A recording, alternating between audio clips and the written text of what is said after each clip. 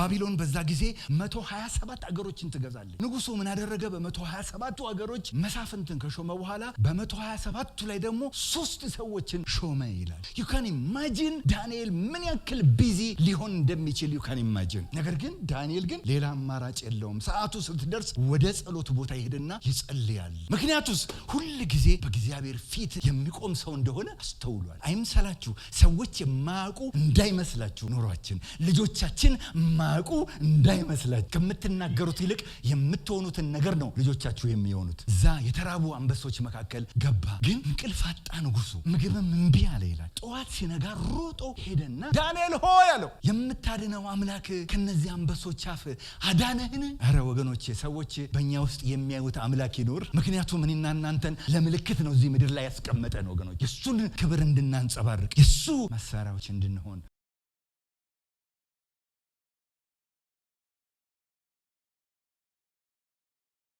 በእግዚአብሔር ፊት መሆን ይሄ መቼም እኔ በእውነት የልቤ ጩኸት ስለሆነ ነው የምናገረው። ይሄን ነገር ለእናንተ ብቻ አይደለም፣ የራሴም መሻት ነው እሱ።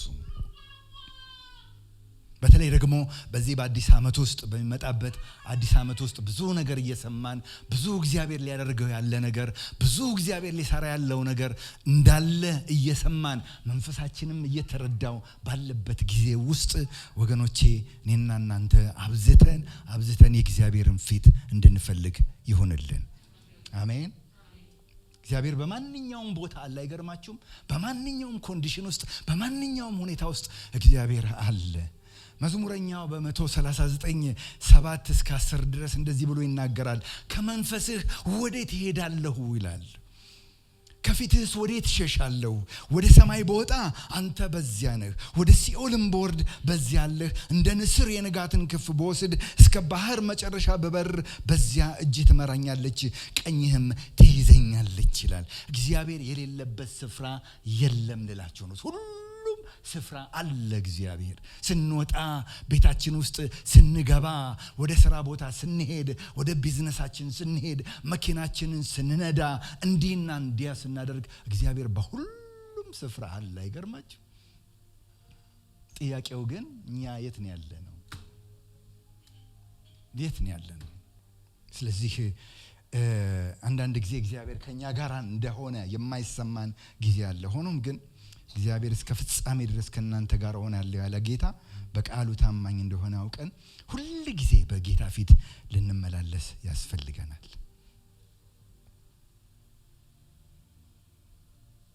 ዳንኤል በጣም የሚገርም ሰው ነው። በባቢሎን ውስጥ በግዞት የሄደ ሰው ነው።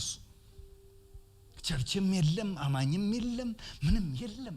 እሱ ግን አንድ የሚያውቀው እውነት ምንድነው? እሱ እግዚአብሔር እስራኤልን የጠራ የመረጠ እግዚአብሔር አሁንም ከህዝቡ ጋር እንዳለ፣ እሱን ከሚፈልጉት ጋር ሁሉ ጊዜ እንዳለ በማወቅ በየቀኑ 3 ጊዜ ይጸልያል። እንግዲህ 3 ጊዜ የሚለው ጠዋት 1 ጊዜ ይሁን፣ ሁለተኛው ምሳ ሰዓት ላይ ይሁን፣ ማታ ይሁን፣ ደግሞ ይሁን አላውቅም፣ ግን በቀን 3 ጊዜ የመጸለይ ልማድ አለው ዳንኤል በየቀኑ። የዳንኤል የሰክሰሱ ሚስጥር ያለው እዛ ላይ ልጆቹ ገና ሳይወለዱ በጎ ወይም ክፉ ምንም ሳያደርጉ ከጠሪው እንጂ ከስራ ሳይሆን በምርጫ የሚሆን የእግዚአብሔር ሐሳብ ይጸና ዘንድ ለእርሷ ታላቁ ለታናሹ ይገዛለታል ተባለለት። ያዕቆብን ወደድኩ ኤሳውን ግን ጠላው ተብሎ እንደተጻፈ ነው ይላል። አይገርማችሁ? ስለ ሀብቶማስ የኛ ጉዳይ አይደለም። እኛ ስማርት ሆነን ስለተገኘን አይደለም። እኛ ከሌሎች የበለጠን ሆነን ተገኝተን አይደለም። ስትመለከቱት ያዕቆብ እንደውም ከኤሳው የበለጠ አስቸጋሪ የሆነ ሰው ነው። ነገር ግን የእግዚአብሔር ፈቃድ ምንድነው? እሱ ታላቅየው ለታናሽየው ይገዛ ዘንድ እግዚአብሔር ምን አለ? እግዚአብሔር የኤሳውን ጠላው፣ ያዕቆብን ደግሞ ወደድኩኝ። ከእግዚአብሔር የሆነ ጥሪ ስለሆነ ማለት ነው። ስለዚህ ምንም የምንመካበት ነገር የለንም ወገኖች፣ ምንም የምንመካበት ነገር የለንም። ነገር ግን እግዚአብሔር ጠርቶናል። ክብር ለእግዚአብሔር ይሁን። ሃሌሉያ! ክብር ለእግዚአብሔር ይሁን። አሜን እንላለን። እኛ ሳንፈልገው እሱ ፈልጎናል። የሚገርም ነው። እኛ ሳንጠራው እሱ ጠርቶናል። በሂሳብማ ቢሆን ኖሮ እኔ ስለናንተ አላውቅም፣ የቱም ቦታ እንገባም ብዙዎቻችን። እንደውም ማንም ይገባ እንደሆነ አላውቅም። ምክንያቱም ኢሳይያስ ሲናገር ጽድቃችን እንደ መርገም ጨርቅ ነው ይላል። ጽድቅ ተብሎ የሚባለው በእግዚአብሔር ፊት ስትቆሙ ማንም ግን የእግዚአብሔር ፈቃድ ሆነ። አሜን። የእግዚአብሔር ፈቃድ ሆነ ወደኔና ወደ እናንተ ሊመጣ። ቴንሽናል ልንሆን ያስፈልገናል። በየቀኑ በእግዚአብሔር ፊት ልንቆም ያስፈልገናል። የእግዚአብሔርን ፊት ልንፈልግ ያስፈልገናል። ቀድሞ ያደርግ እንደነበረው ይላል። አያችሁ፣ ዳንኤል ወደ አንበሳ ጉድጓድ ትጣላለህ ስለተባለ አይደለም ወደ እግዚአብሔር ፊት የቀረበው አይደለም። በየቀኑ የሚያደርገው ነገር ነው እሱ። አያችሁ፣ በየቀኑ በእግዚአብሔር ፊት የምንቀርብ ከሆነ እግዚአብሔር የሚያስተውል ልቦና ይሰጠናል፣ ጥበብ ይሰጠናል፣ እግዚአብሔርን ይሰጠናል፣ መንገዱን ያሳየናል እግዚአብሔር። አያችሁ፣ ክርስትና እሁድ ለታ መጥቶ ወይም ደግሞ ሮብሊት ብቻ መጥቶ በቃ ባባይ ብለን የምንለው ጉዳይ አይደለም። እዚህ እንደውም ሪስቶር የምንደረግበት ቦታ፣ እዚህ እንደውም ታድሰን ወተን የእግዚአብሔርን ሐሳብ የምናገለግልበት ሐሳብ እንጂ እዚህ አይደለም ሁሉም ነገር የሚያልቀውና የሚያበቃው። ስለዚህ ሁሉ ጊዜ በእግዚአብሔር ፊት ስለሚቀርብ አስተሳሰቡ፣ ውሳኔው፣ አካሄዱ ሁሉ እንደ እግዚአብሔር ፈቃድ እንዲሆንና በስራው ሁሉ የተቀናለት እንዲሆን አድርጎታል። ባቢሎን በዛ ጊዜ 127 አገሮችን ትገዛለች። የሚገርም እኮ ነው 127። እና ንጉሱ ምን አደረገ? በ127ቱ አገሮች መሳፍንትን ከሾመ በኋላ በ127ቱ ላይ ደግሞ 3 ሰዎችን ሾመ ይላል። you can imagine ዳንኤል ምን ያክል ቢዚ ሊሆን እንደሚችል you can imagine። ነገር ግን ዳንኤል ግን ሌላ አማራጭ የለውም። ሰዓቱ ስትደርስ ወደ ጸሎት ቦታ ይሄድና ይጸልያል። ከእግዚአብሔር የሆነው ምናልባት ቀን ሲያልፍበት የነበረውን ነገር ሊሆን ይችላል። ምናልባት ትላንትና ያለፈበትን ነገር በእግዚአብሔር ፊት እያሳሰበ ይሆናል። ምናልባት እግዚአብሔር ወደፊት ሊያደርገው ያለውን ነገር ከእግዚአብሔር ለልመና የቀረበበት ሊሆን ይችላል። ነገር ግን ዳንኤል ካለ ጸሎት መኖር አይችልም። ቢገርማችሁ እግዚአብሔር ያርግልን። አሜን ያርግልን። እዚህ በቃ እዚህ ጨርሰን እዚህ ባይ ባይ ብለን የምንሄድበት ጉዳይ አይደለም። ክርስትና አይደለም ወገኖች። ምክንያቱም we never know ቀን የሚያመጣውን ነገር አናውቅም። አያችሁ፣ ሰይጣን ምን ይላል? ወደ እግዚአብሔር መቅረባችን ብቻ አይደለም። ምን ይላል? ወደ እግዚአብሔር ቅረቡ እርሱም ይቀርባል። ዲያብሎስን ተቃወሙት። ምን ያረጋል? እናንተ ወደ እግዚአብሔር ከቀረባችሁ ሰይጣን ምን ያረጋል? አይገርማችሁም? አለ ጌታ ኢየሱስ ክርስቶስ እኮ የሚገርማችሁ 40 ቀንና 40 ሌሊት በጸሎት ከቆየ በኋላ ሰይጣን መጣ ይላል። ምን ያረጋል እንዴ? በአንድ ቀን ስትጸልዩ ራቅ እያለ፣ 2 ቀን ስትጸልዩ ሰው ራቅ እያለ ምን ነው የሚመስልን አይደለ? ጉዳዩ እንደሱ አይደለም። 40 ቀንና 40 ሌሊት ከጸለየ በኋላ ሰይጣን ሊፈትነው መጣ ይላል። ያንን ፈተና እንዲያልፍ ያደረገው ምንድነው ካላችሁኝ፣ ጸሎቱ ነው። እሱ ወደ ፈተናም እንዲገባ ያደረገው ጸሎቱ ነው። እሱን በኋላ ላይ እናየዋለን። መውጫውም ደግሞ ጸሎት ነው። እሱ በጣም የሚገርመኝ ነገር 1 ፈተና 2 ፈተና 3 ፈተና ከፈተነው በኋላ ሰይጣን ምን ይላል? ሰይጣንም ሌላ አመቺ ጊዜ እስከሚያገኝ ድረስ ለጊዜው ትቶት ሄደ ይላል። በአዲስ ትርጉም እንደዛ ነው የሚለው። don't be deceived ወገኖቼ፣ don't be deceived። ሰይጣን እንደሚያገሳ አንበሳ ዙሪያችንን ይዞራል ይላል። ስለዚህ only ማምለጫ መንገዳችን ምንድነው ያለ እንደሆነ ከእግዚአብሔር ጋር መጣበቅ ነው። እሱ ክብር ለእግዚአብሔር ይሁን። በእግዚአብሔር ፊት መቆም ነው እሱ። በቃ ዳንኤል ይሄንን ነው እሱ የተረዳው። ጉልበት የሆነለት አቅም የሆነለት ነገር ይሄ።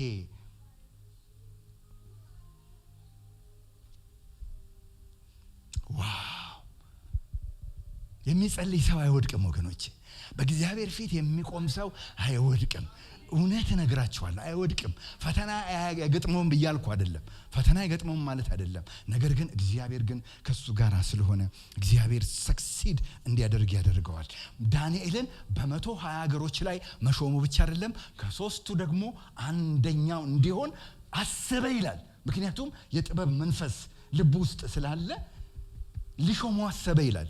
ምክንያቱም ዳንኤል በዳሪዮስ ዘመን ብቻ አይደለም፣ ከዚህ በፊትም በናቡከደነጾር ዘመን፣ ከዛም በኋላ በበልጣሶር ዘመን የሆነውን ነገር ያውቃል ዳሪዮስ። ያቃል እግዚአብሔርን የሚፈራ የመላእክት መንፈስ እንኳን ይለዋል ያለበት ሰው ዳንኤል እንደሆነ ያውቀዋልና ምን አለ ሊሾመው አሰበ ይላል። አያችሁ እንደዚህ ነው የሚሆነው። እግዚአብሔርን ፊት አብዝተን ስንፈልግ እግዚአብሔር መንገዶች ያዘጋጃል። አሜን እንላለን። ሊያከብረን እግዚአብሔር ራሱን መንገድ ያዘጋጃል። ይሄ ማለት ግን ፈተና አይመጣም ማለት አይደለም። የዳንኤል የስኬቱ ምንጭ ምንድነው አለ? ጸሎት ነው አይደለም? ጸሎት ነው። የሚገርማችሁ የፈተናው ምንጭ ጸሎት ነው እሱ።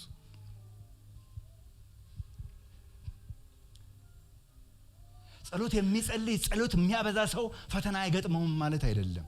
ነገር ግን ከዛም ፈተና ውስጥ የሚወጣው እንደውም እግዚአብሔር ካዘጋጀለት ከፍ ወዳለበት ስፍራ የሚሄደው በዛ በጸሎት ውስጥ እንደሆነ እንመለከታለን። ስለዚህ እስቲ ዳንኤል 6ን እናውጣና እናንብበው እስቲ የሚለውን ዳንኤል 6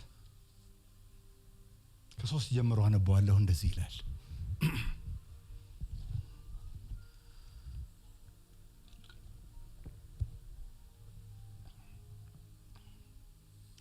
ዳንኤልም መልካም መንፈስ ስላለው ከአለቆችና ከመሳፍንት በለጠ፣ ንጉሡም በመንግስቱ ላይ ይሾመው ዘንድ አሰበ ይላል። ይሄ ሰው የሚጸልይ ሰው ነው። የእግዚአብሔርን ፊት ዕለት የሚያይ ሰው ነው። እሱ ጥሩ መንፈስ መልካም መንፈስ ያለው ሰው ነው። ንጉሡም ደግሞ ይሄንን ተመልክቶ በሶስቱ ላይ የሱ ተከታይ ሆኖ ሊያደርገው ሊሾመው አሰበ ይላል። ተመልከቱ ከዛ በኋላ የሆነውን ነገር። የዚያን ጊዜም አለቆችና መሳፍንት ስለ መንግስቱ በዳንኤል ላይ ሰበብ ይፈልጉ ነበር። ነገር ግን የታመነ ነበርና ስህተትና በደልም አልተገኘበትምና በእርሱ ላይ ሰበብና በደል ያገኙበት ዘንድ አልቻሉም ይላል። ዋው what a quality! አይገርማችሁ? what a quality! ክርስትና ህይወት እዚህ ቸርች ብቻ መተን እንዲና እንደዛ የምናደርገው ነገር ብቻ ሳይሆን ስንወጣ በእለት ኑሯችን ላይ ለሚገጥሙን ነገሮች የምንሰጣቸው ምላሾች ማተር ያደርጋሉ። አያችሁ ለዛ ይሄ የሚያዘጋጀን ከሆነ ፌል አድርገናል ማለት ነው። እሱ ምን ይላል? ሰበብ ፈለጉበት ይላል። ምክንያቱም ባለስልጣን ነው ያውቃሉ። እንኳን በ127 አገር ላይ የተሾመ ሰው አይደለም በአንድ ከተማ እንኳን የተሾመ ሰው በስንት ሙስናና በብዙ ነገር ውስጥ ሊጨማለቅ እንደሚችል ያውቃሉ እነዚህ ሰዎች። ስለዚህ ሰበብ ፈለጉ። በምን ንክሰሰው ይሄንን ሰው ብለው ፈለጉት። ይሄ ሰው ግን ሁሉ ጊዜ በእግዚአብሔር ፊት የሚቆምና በእግዚአብሔር መንፈስ ቲዩንድ የሚደረግ ሰው ስለሆነ አያችሁ መለስ ይላል። ሲሳሳት መለስ ይላል። ክፉ ነገር ሲያደርግ መለስ ይያለ የእግዚአብሔርን ልብ የተረዳ ሰው ስለሆነ ምን ይላል? ነገር ግን የታመነ ነበርና ስህተትና በደልም አልተገኘበትምና በእርሱ ላይ ሰበብና በደል ያገኙበት ዘንድ አልቻሉም ይላል። እግዚአብሔር እንዲህ ያድርገን። አሜን። በምንወጣ በምንገባበት ቦታ ሰዎች ሲመሰክሩ እገሌ ነው እሷማ የሚሉን ሰዎች ያድርገን። ዛሬ ፍርሃት አለኝ ወገኖች። ድሮ ጴንጤ ሲባል ለሥራ ይፈልጋል፣ ጴንጤ ሲባል ታማኝ የሆነ ቦታ ይሾማል ሲባል ሰማለሁ። አይሆፕ ሰምታችኋል ብዬ አስባለሁ። ጴንጤ ሲባል አይ እሱ አይሰርቅም፣ እሱ አትሰርቅም፣ አትዋሽም፣ አይዋሽም ይባላል። አሁን ያለውን ነገር ለእናንተ ትቼላችኋለሁ። ፍርሃት ግን አለኝ። ምናልባት ተቀላቅለን እንዳንኖር ይሄ ፍርሃት አለኝ ምንም ልዩነት እስከማይኖር ድረስ። ምክንያቱም በዚህ ምክንያት አማኝ መሆናችንን እንኳን ለመናገር እንፈራለን፣ አንደፍርም። ምክንያቱስ ብዙ ነገሮች ከጓዳችን እየተከተለን ከኋላችን እየተከተለ ስለሚሄድ ማለት ነው። ዳንኤል ግን ሁሉ ጊዜ በእግዚአብሔር ፊት የሚቆም ስለሆነ ልንገራችሁ ይሄን በእግዚአብሔር ፊት ቆሞ ሰው ላይሰራ የሚችልበት ምንም ምክንያት የለም። አሜን እንላለን። በእርግጥ በእውነት ከቀረብን ማለት ነው፣ በፊቱ በንጽህና ከቀረብን ማለት ነው። ያለፈው ጻናቶቹ እዚህ የጸሎት ርዕስ ሲባሉ ከዛ በፊት ሰምቼ ነበር፣ ስለ ዮናታን ሰምቼ ነበር። ዮናታን ስንት አመቱ ነው? 7 አመቱ ነው። እና ከዛ በፊት ሰምቻለሁ እስቲ እንደው ለሚቀጥለው አመት ጸሎት ያላችሁ ሲባል ዮናታን ምን አለ እኔ እንደው ኩርፊያ አስቸግሮኛልና ኩርፊያን እንዲወስድልኝ ብሎ አለ ሲሉ እኔ ጠፋኝ በኋላ እዚህ ደግሞ ደገመው አይገርም ደገመው እዚህ ምክንያቱስ ጌታ ምን አለ እንደ ህፃናቶች እንደ ልጆች ካልሆናችሁ ወደ እግዚአብሔር መንግስት አትገቡም እኛ ኩርፊያ ቢያስቸግረን ምንድነው የምንለው ጸሎት ስንጸልይ ጌታ እንግዲህ እንዲረዳኝ ጸልዩልኝ የሆነ ጉዳይ አለ ግን ጸልዩልኝ በጌታ ምናምን ነው የምንለው አይደል እና በርግጥ ሆነስትሊ እንገራችሁ እኔ አሁን ሌትሊ እየተረዳው የመጣሁት ነገር be honest before God be honest መጽሐፍ ቅዱስ ስታነቡ የምትፈልጉትን ጥቅስ ፈልጋችሁ ሃይላይት ያረጋችሁትን እንትን ብላችሁ ዘራፍ ምንም አትበሉ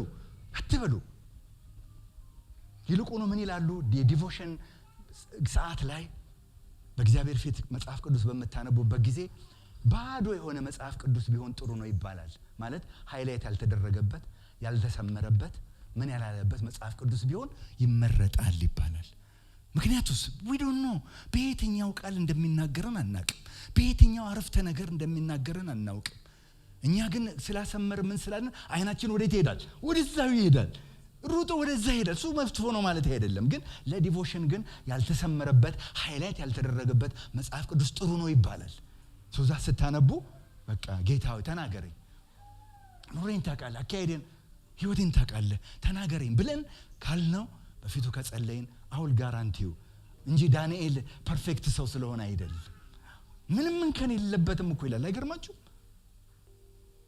ስህተትና በደል አልተገኘበትምና በርሱ ላይ ሰበብና በደል ያገኙበት ዘንድ አልቻሉም ይላል ክብር ለእግዚአብሔር ይሁን ጌታ ይርዳን አሜን ፍጹም ሆነን አይደለም ግን ኦነስት ስንሆን በእግዚአብሔር ፊት እግዚአብሔር ይሽረዋል አይገርም ታሪክ ሌላ የሚወራው ምን ያለፈውን ነገር ሁሉ እግዚአብሔር ይሽረዋል እነዚያም ሰዎች ከአምላኩ ሕግ በቀር በዚህ በዳንኤል ላይ ሌላ ሰበብ እናገኝበትም አሉ የዚያን ጊዜ ማለቆቹና መሳፍንቱ ወደ ንጉሥ ተሰብስበው እንዲህ አሉት ንጉሥ ዳሪዮስ ሆይ 1000 ዓመት ንገስ የመንግስቱ አለቆች ሁሉ ሹማምንቶች መሳፍንት አማካሪዎችና አዛዦች ንጉሥ ሆይ ካንተ በቀር ማንንም እስከ 30 ቀን ድረስ ልመና ከአምላክ ወይም ከሰው ቢለምን በአንበሶች ጓድ ውስጥ ይጣል የሚል የንጉሥ ሕግና ብርቱ ትእዛዝ ይወጣ ዘንድ ተማከሩ አሁንም ንጉሥ ሆይ እንደማይለወጠው እንደ ሜዶንና እንደ ፋርስ ሕግ እንዳይለወጥ ትእዛዙን አጽና ጽሕፈቱንም ጻፍ ንጉሡም ዳሪዮስ ጽሕፈቱንና ትእዛዙን ጻፈ ዳንኤልም ጽሕፈቱ እንደተጻፈ ባወቀ ጊዜ ወደ ቤቱ ገባ መስኮቶቹ ወደ ኢየሩሳሌም አንጻር ተከፍተው ነበር ቀድሞም ያደርግ እንደነበረ በየዕለቱ 3 ጊዜ በጉልበቱ ተንበርክኮ በአምላኩ ፊት ጸለየ አመሰገነ ይላል አንድ ሰው እንዳይመስላችሁ ቁጥር 7 ላይ የመንግስቱ አለቆች ሁሉ ሹማምንቶችና መሳፍንቶች አማካሪዎችና አዛዦች ንጉሥ ሆይ ብለው ቀረቡ ይላል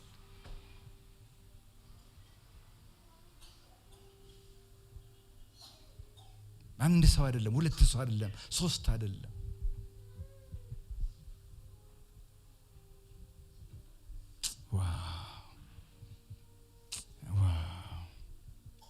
አረ በእግዚአብሔር ፊት መሆን ይብዛልን አሜን ይኸውላችሁ ጉዳዩ ያለው እዚህ ውስጥ ነው ውጪ እንዳይመስላችሁ ጉዳዩ ያለው እዚህ ውስጥ ነው እዚህ ውስጥ ሰላም ከሆነ ለምን ዓለም አትረበሽም ለምን ዓለም አይናወጥም እዚህ ውስጥ እግዚአብሔር ሰላሙን እዚህ ውስጥ ከሰራ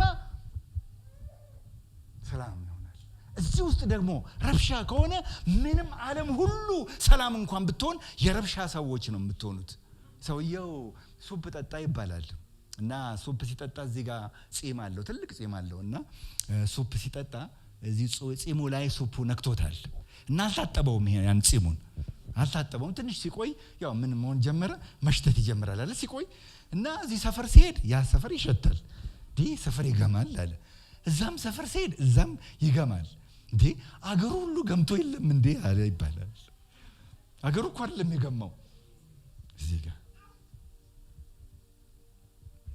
የቆማችሁበት ቦታ ይወስናል እላችሁ ነው በመድር የምታስሩት በሰማይ ይታሰረ ይሆናል ይላል አንድ ጊዜ ንጉሱ ወደ እንትና ጋር ሄደ፣ ወደ ኤልሳ ጋር ሄደ ይላል። ኤልሳ ሊሞት ባለበት ህመም ታሞ አልጋው ላይ ተኝቷል። ንጉሱ መጣና ጌታ ሆይ አለ፣ እግዚአብሔር ሐሳብ ምንድነው? እሱ ልሄድ ወይ ጠላቶችን ልዋጋ ወይ ብሎ ሲለው ምን አለው? አምጣለው፣ ጦር አምጣለው። ቤት ውስጥ ነው ያሉት። ምናልባት ትንሽዬ ቤት ውስጥ ነው እሱ። ይሄ ተኝቷል አልጋው ላይ። ነብዩ ምን አለው? ጦር አምጣለው። አመጣ። መስኮቱን ክፈት አለው። ከፈተ። ወርውረው አለው። ወረወረው። እነሆ እግዚአብሔር ጠላቶችን እንደዚሁ መታልህ አለው ይላል። አይገርምም? የተዘጋ ቤት ውስጥ ነው የሚያልቀው ሁሉ ነገር ልላችሁ ነው። በእግዚአብሔር ፊት የምንቆምበት ስፍራ ነው እሱ። የኔና የናንተ የምድርም እድል ፈንታ። ከዛ በኋላ ምን አለው? እንደገና አንጣለው፣ ጦሩን አንጣለው፣ መሬቱን ውጋ አለው። ወጋ። አንዴ፣ ሁለቴ፣ ሶስቴ ወጋና አቆመው። ምን ነው አለው? ደጋግም በወጋ ኖሮ ጠላቶችን እስከ መጨረሻው እግዚአብሔር ያጠፋልህ ነበር። አሁን ግን በጥቂቱ ነው የሚያጠፋው አለው። አንድ የተዘጋ ቤት ውስጥ ሁሉ ነገር የሚሰራው እዛ በእግዚአብሔር ፊት ስንሆን ነው ልላችሁ ነው። እሱ እስራኤልን ጦርነት ገጠመው። ሲገጥመው ሙሴ ተራራ ላይ ወጣ። በእግዚአብሔር ፊት እጆቹን ከፍ አድርጎ ሲጸልይ ማን ነው? ኢያሱ ጠላቶቹን ይመታ ነበር ይላል። ሙሴ ደክሞ እጆቹን ወደታች ሲያወርድ ጠላቶቹ ይመቷቸው ነበር ይላል። ከዛ በኋላ ሰዎች አስተዋሉ። መጡና ምን አደረጉ? ቀኝና ግራ እጁን ይዘው ወደ ላይ ደገፉት። ኢያሱም ጠላቶቹን ፈጽሞ አጠፋቸው ይላል። በእግዚአብሔር ፊት መሆን ይሆንልን። ይሄ የልቤ ጩኸት ነው ወገኖቼ፣ የልቤ ጩኸት ነው። ቢሊ ግርሃምን ጠየቋቸው። 91 ዓመት እድሜ ሆነው ጠየቋቸው።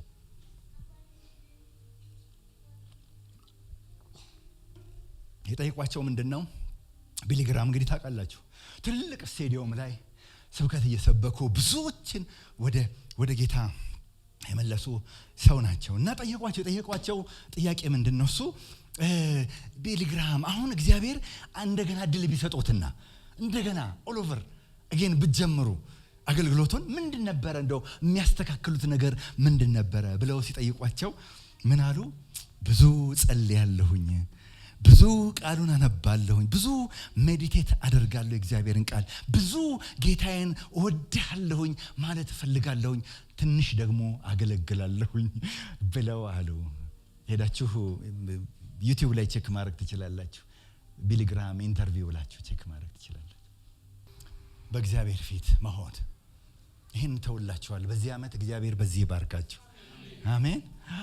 በየቀኑ ይሄ ስለ ሳምንት ብቻ አይደል፣ በየቀኑ ልንገራችሁ፣ በየቀኑ ያንን የምናደርግ እሱን ስንወጣ ከመውጣታችን በፊት ባለፈው ብያለሁ፣ ዝም ብለን ቀን ውስጥ ዘው ብለን አንግባ።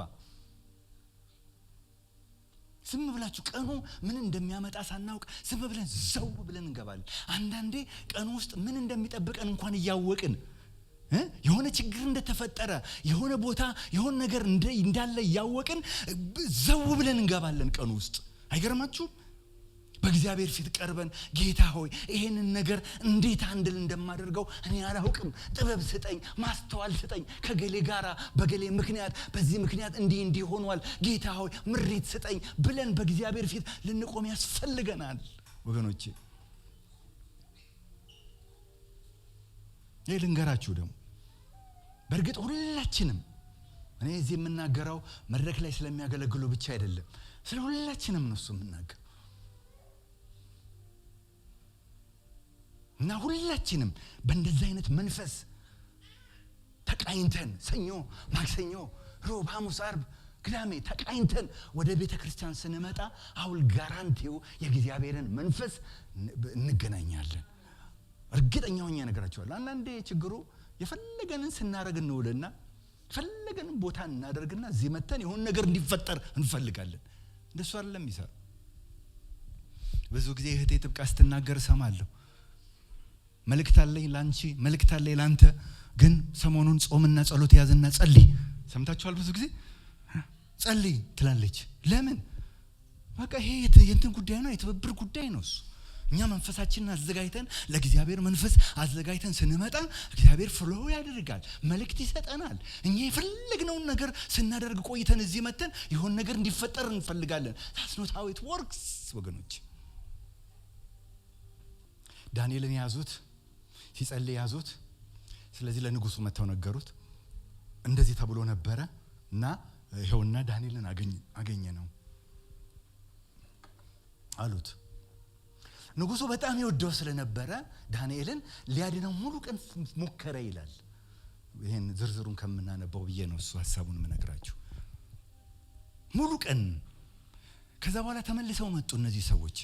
ዳንኤልን ሊያድነው እየፈለገ እንደሆነ ስላወቁ ወገኖቼ፣ ሰው አያድነንም፣ ማንም ሰው አያድነንም፣ እግዚአብሔር ብቻ ያድነናል። አሜን። ሙሉ ሌሊት ቀኑ ሙሉ ሲያስቡ አለ። ሰዎቹ መጡና እንደዚህ ያሉት፣ ንጉሱ ያሉት በጣም የሚገርም ነው። እንደውም አስጠነቀቁት።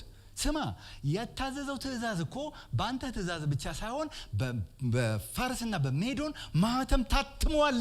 ምክንያቱም በፊት አትም ብለውታል። ይሄንን አንዳንድ ሪፈረንሶች ላይ ሄጄ ስመለከት ምን ማለት ነው? እሱ በፋርስና በሜዶን ማህተም ታተመ ማለት ንጉሱ የመጨረሻ ቃሉ ነው ማለት ነው እሱ። ስለዚህ የማይለወጥና የማይሻር ቃል እንደሆነ ምልክት እንዲሆን ተደርጎ የታሰበ ነገር ነው እሱ። ካለበለዚያ ንጉሱ ይሄንን ከሻረ ከዛ በኋላ ላያከብሩት ይችላሉ። ለካ የንጉስ ቃል ይሻራል ይላሉ። ንጉስ እንደ አምላክ እንዲታይ ተብሎ የተደነገገ ህግ ነው እሱ። ስለዚህ መጡና እንደዚህ ያሉት፣ ንጉስ ሆይ አይተናል የምትሞክረው ሙከራ አላሉም፣ ግን እንደዛ ይመስለኛል። የምትሞክረው ሙከራ አይተናል፣ ግን አትችልም አሉት።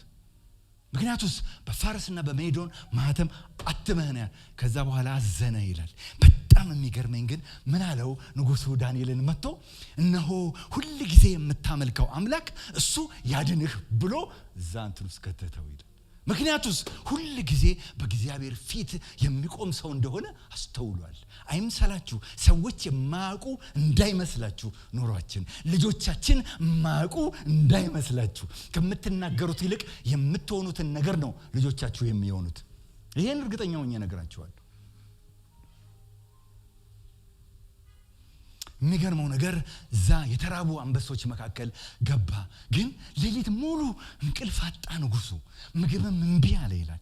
ጠዋት ሲነጋ ሮጦ ሄደና ዋተ ከሬጅ እኔ ገርመኛል ሁሉ ጊዜ ንጉሱ ምን አለው? ዳንኤል ሆይ አለው።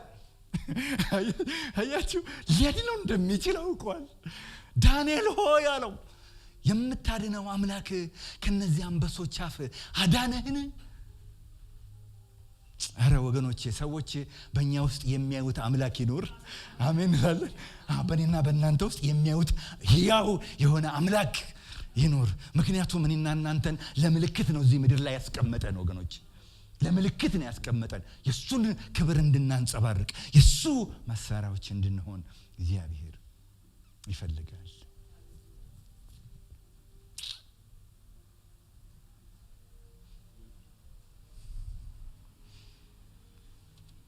ይኸው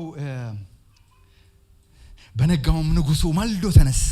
ቁጥር 19 ጀምሮ ነው። በነጋውም ንጉሱ ማልዶ ተነሳ፣ ፈጥኖም ወደ አንበሶች ጉድጓድ ሄደ። ወደ ጉድጓዱም ወደ ዳንኤል በቀረበ ጊዜ በሐዘን ቃል ጠራው። ንጉሱም ተናገረ፣ ዳንኤልንም የሕያው አምላክ ባሪያ ዳንኤል ሆይ።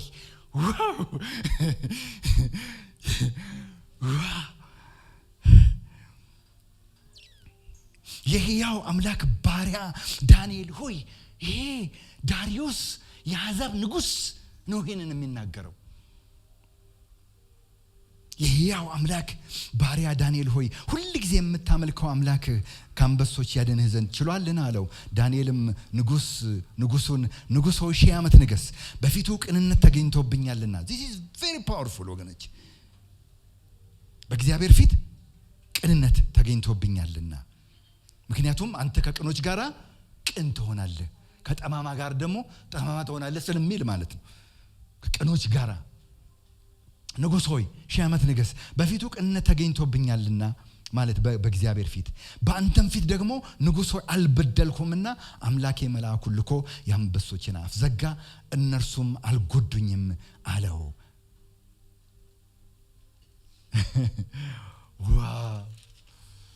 ዋው ይሄን ታሪክ ልንገራችሁና ጨርሳለሁ። ከዚህ በፊት ተናግሬዋለሁ፣ ግን ምናልባት አንዳንዶቻችሁ ኤክስኪውዝ ልታረጉ ትችላላችሁ። እኔ እኮ ኑሬን አታውቅም፣ ሩጬን አታውቅም፣ ድካሜን አታውቅም፣ ጊዜ የለኝም፣ እንትን የለኝም፣ እንደዚህ የለኝም ምናምን ቢዚ እኮ ነኝ፣ ብዙ ኃላፊነት አለብኝ ምናምን እያላችሁ ሰበብ ለምትሰጡ ሰዎች አንዲት ሴት ታሪክ ልንገራችሁና ጨርሳለሁ። እቺ ሴት ሱዛና ዌስሊ ትባላለች። ሱዛና ዌስሊ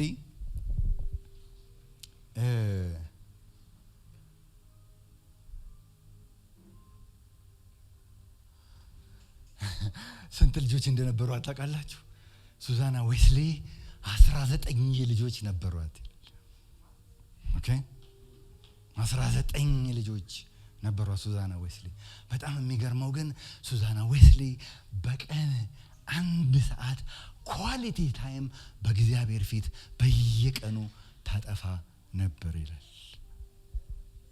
19 ልጅ አስተኝታችሁ ገና ብድግ ሲሉ ሊፈጠር የሚችለውን ጦርነት ጦር ሜዳ ማለት ነው አይደል? 19 ልጅ እነሱም በሙሉ አስተኝታ እሷ በሌሊት ተነስታ ወደ አምላኳ ትጸልያለች። የሚለው ምንድነው? ኳሊቲ ታይም በእግዚአብሔር ፊት ታሳልፍ ነበር ይላል። ምናልባት እያንዳንዳቸውን ስማቸውን እየጠራች እጃቸውን እየጫነች ይሆናል የምትጸልየው፣ ለሀገሪቷ ይሆናል የምትጸልየው፣ ለብዙ ነገር ይሆናል የምትጸልየው። እቺ ሴት ግን የእንትን ታሪክ የገለበጠች ሴት እንደሆነች በልጆቿ ትመለከታላችሁ። ጆን ዌስሊ የሚባል ቻርልስ ዌስሊ የሚባሉ ልጆች ከሷ ውስጥ ነው የወጡት። ፈረንሳይ በፍሬንች ሪቮሉሽን በሚባለው ፈረንሳይ ሀገር በደም ሲጥለቀለቅ ግሬት ብሪቴንን ኃይለኛ የሆነ ሪቫይቫል ጆን ዌስሊ አስነስቶ ከዛ ብዙ ነፍሳትን ያዳነ ሰው ነው እሱ። ግሬት ብሪቴን ብቻ አይደለም አሜሪካ ውስጥም ትልቅ ሪቫይቫል ያስነሳ ሰው እንደሆነ ይናገራል። 19 ልጅ ኖ ኤክስኪውዝ ልላችሁ ነው እሱ። ምንም ምክንያት መስጠት አንችልም። ዛሬ ሄዳችሁ እንደውችን ስልካችንን በቀን ስንት ሰዓት ሶሻል ሚዲያ ውስጥ ታሳልፋላችሁ ብዬ ብላችሁ እሱን ለእናንተ ተዋለሁ። ግን ጊዜ የለንም። የምንተኛው በዚህ ነው፣ የምንነቃው በዚህ ነው አይደለም? ልክ ሕፃን ልጅ በጡጦ እንደንትን እንደሚያደርግ በቃስ ሳናቀው ይሄ ቴክኖሎጂ ቅድም እህቴም ስታጸልይ ነው ሳናቀው ይሄ ቴክኖሎጂ መጣና ወደቀብን ላያችን ላይ ወደቀብን። ምክንያቱም አያችሁ ከዛ ዓለም ሲመጣ እዛ በብዙ ፕሮሰስ ውስጥ አልፎ ነው እሱ። ሌጂስሌተሮች አሉ፣ መውጣት ያለበት ነገር መጨመር ያለበት፣ ህዝቡ ማወቅ ያለበት፣ ልጆች ማወቅ ያለባቸው፣ ቤተሰብ ማወቅ ያለባቸውን ነገር ኤጁኬት እያደረጉ ምን እያሉ እየተከራከሩ ምናምን እያሉ ነው እሱ የሚያድገው። እዚህ ሲመጣ አንድ የመጣና ዱብ አለና እንኳን ልጆቹን ልንቆጣ እኛ ራሳችን ነው። እና ወንድሜ ዓለም ሰገድ ባለፈው ሲያካፍለን የኢዮብን 31 ላይ በቃ እንዲህም እንደዛም እንዳራረግ ከአይኔ ጋራ ቃል ኪዳን አደረኩኝ። ቃል ኪዳን የምናረግበት ዓመት ይሆንልን። አሜን። ከአይናችን ጋራ ቃል ኪዳን። ዛሬ በአብዛኛው ፈተና የሚመጣው በአይን ውስጥ የሚገባ ነገር ነው። ስለዚህ ቃል ኪዳን አድርገን በቃ ካስፈለገ ከሰዎች ጋር አካውንተብል ሆነን በቃ አንዳንዴ ይቻላል እኮ ታውቃላችሁ። አንዳንዶቹን ፕሮግራሞች መዝጋት ትችላላችሁ። ዩቲዩብ ማየት የምፈልገው በቀን 1 ሰዓት ብቻ ነው ካላችሁ ትችላላችሁ። ከዛ ለአንድ ሰው ፓስወርዳችሁን ትሰጣላችሁ። ከ1 ሰዓት በኋላ ይዘጋዋል። በቃ ይቻላል። ብዙ ነገር አለ ሌላችሁ ነው እሱ።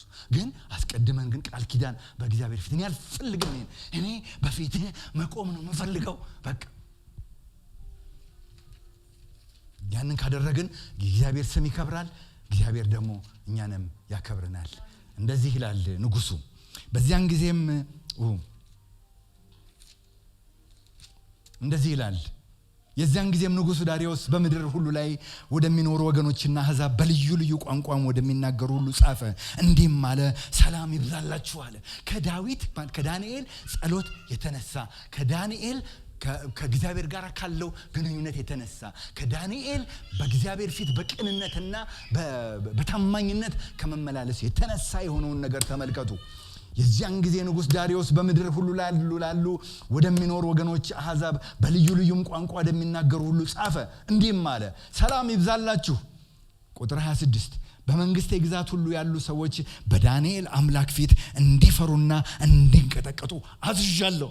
ክብር ለእግዚአብሔር ይሁን። እርሱ ሕያው አምላክ ለዘላለም የሚኖር ነውና መንግስቱም የማይጠፋ ነውና ግዛቱም እስከ መጨረሻ ድረስ ይኖራል። ያድናል፣ ይታደጋል፣ በሰማይና በምድር ተአምራትና ድንቅን ይሰራል። ዳንኤልንም ከአንበሶች አፍ አድኖታል። ይህንን ወንጌላዊ አይደለም የተናገረው፣ ፓስተር አይደለም የተናገረው፣ የአሕዛብ ንጉሥ ነው የተናገረው። ይህም ዳንኤል በዳሪዮስ መንግስትና በፋሪሳዊው በቂሮስ መንግስት ኑሮው ተቃናለት ይላል። እግዚአብሔር የተቃና ህይወት ይስጠን። አሜን። በዚህ ዓመት በፊቱ ሁሉ ጊዜ ከመቅረባችን የተነሳ ፊቱን ከመፈለጋችን የተነሳ በአንድነት ሆነን ደግሞ የእግዚአብሔርን ፊት ከመፈለጋችን የተነሳ የእግዚአብሔር ስም የተባረከ ይሁን። የእግዚአብሔር ስም ይክበር በመካከላችን። እግዚአብሔርም ደግሞ እያንዳንዳችንን ኑሯችንን የተቃና ያድርግልን።